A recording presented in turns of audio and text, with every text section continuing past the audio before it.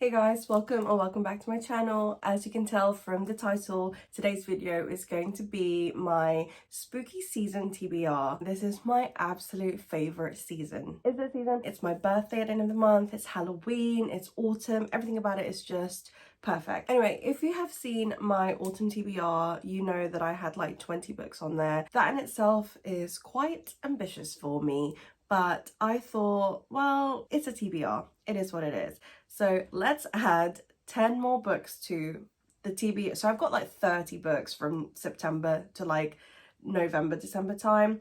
But this time it's going to be a bunch of my spooky season reads. And what makes them so different from the autumn reads? Well, is that it's meant to be that horror genre that is specific to Halloween, is what I'm saying, to the month of October. So without further ado, here are the 10 books that I have on my spooky season / October TBR. Right guys, we are going in no particular order. We are just picking through and talking about it. The first is the Manning Tree Witches by A.K. Blakemore. On one hand, we obviously follow witches, and this is back in like the Civil War era, if I'm not mistaken.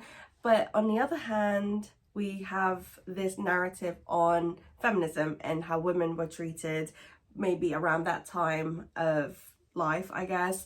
And I've heard really great things about it, but it's a book that I haven't seen much on the socials. I don't know whether I missed the hype on this, but I just haven't seen a lot of hype over this. But when I have seen people talk about it, they talk about it with like super high praises, so I feel like this would be quite a nice read for October. Next, we just have a cute little, I think it's a comedy rather than rom-com, and it is The Accidental Medium by Tracy Whitwell. We follow a woman who is a little bit lost in life, and she starts working at this magic shop or something like that, and she thinks she's going crazy, but actually she learned that she's being spoken to from people beyond the grave. So it's just meant to be like a light-hearted comedy. It's not like a scary Halloween book, but anything like this during spooky season is just such a nice palate cleanser for anything kind of creepy or scary. So yeah, I'd like to read this one. Next, we have The Dead Romantics by Ashley Poston. I've had this since last Halloween, and I don't know, I just never got round to it. But I am so excited for the idea of a supernatural romance, if I'm not mistaken. I believe she is a writer, and I think her editor died, but then he comes back to life, and I don't know, I think maybe they fall in love. But I've heard really good things, and I just love the name The Dead Romantics because, I don't know, it's just quite funny. But yeah, I've heard really great things about this author as well in general, so I'm quite excited to get into this. Okay, back onto the witchy vibe. We've got Paybacks a Witch by Lana Harper. I think there's like a lovers to enemies to perhaps back to lovers, and they're like regular people, but they're both witches, and they're also each other's like family rivals, I think. Again, it's just one of those fun little Halloween-y kind of romances. Okay, we now have Cursed Bunny by Bora Chung. It is translated from, I believe, Korean. This is a short story collection of really creepy, scary, basically horror stories. This is one that is probably my most anticipated read for spooky season. I have had this for a while now, and I just didn't have time last Halloween to read this, and I really wanted to keep it for October. So I'm guessing this is probably going to be one of the first books I read this month. Next, we have The Dangers of Smoking in Bed by Mariana Enriquez. This is horror in a sense that I think it's like realism horror rather than like ghosts.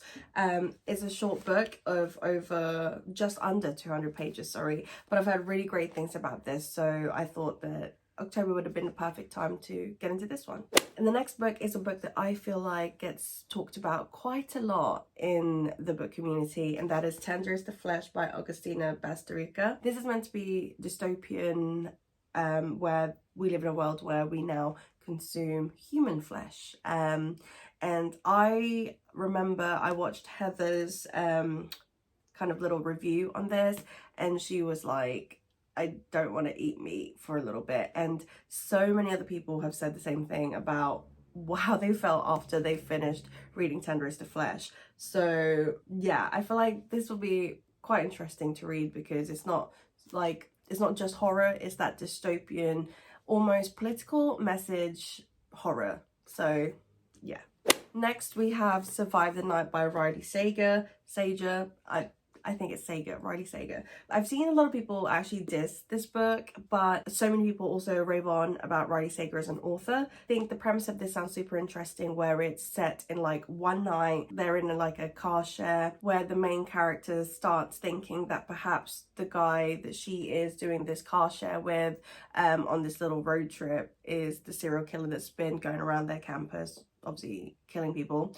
I just think that that's really interesting, so yeah. Next we have My Best Friend's Exorcism by Grady Hendrix. I do think Grady Hendrix is like the one when it comes to fun spooky season reads. I read The Final Girl Support Group last year, and although I wasn't like super obsessed with it, and I think that it probably could have been executed just a tiny bit better, but I think my expectations were too high for it. I think Grady Hendrix comes out with really fun what's it called, plots for his horror books. So this one is My Best Friend's Exorcism. I feel like this is very Stranger Things but horror, if that makes sense. It's meant to be, I think it's like 80s 90s. It's that slasher kind of horror film era where the horror was king at the cinemas, but it's meant to be a VHS, so you can see it's VHS and it's meant to look like that, and then even on the back, like, it just looks like that. I think this is really cool, so I cannot wait to read this. I'm pretty sure this is an Amazon series as well, so. And then last but not least, we have Shirley Jackson's We Have Always Lived in the Castle.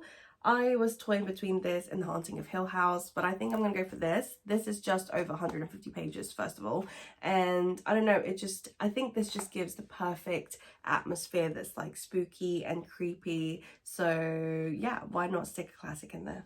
Right guys, so those are the 10 books that I am hoping to choose from for the month of October, also known as spooky season. I hope you guys enjoyed today's video. If you did, please do give it a thumbs up. Also, if you've read any of those books, let me know what you thought of them.